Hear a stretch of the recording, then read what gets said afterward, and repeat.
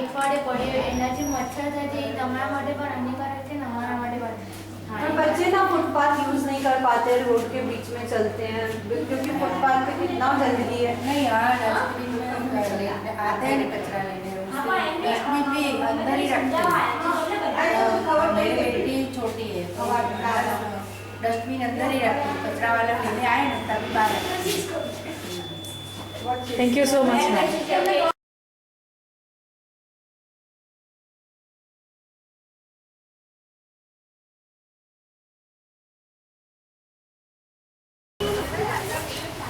Plastic bags के लिए अलग से एक ड्रम रखिए, डस्टबिन यस।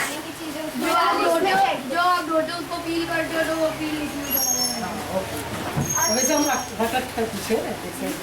सर वेजीज के लिए अलग ड्रम रखिए, प्लास्टिक बैग के लिए अलग ड्रम रखिए, तो ताकि वेस्ट जब डंप हो तो अलग से हो।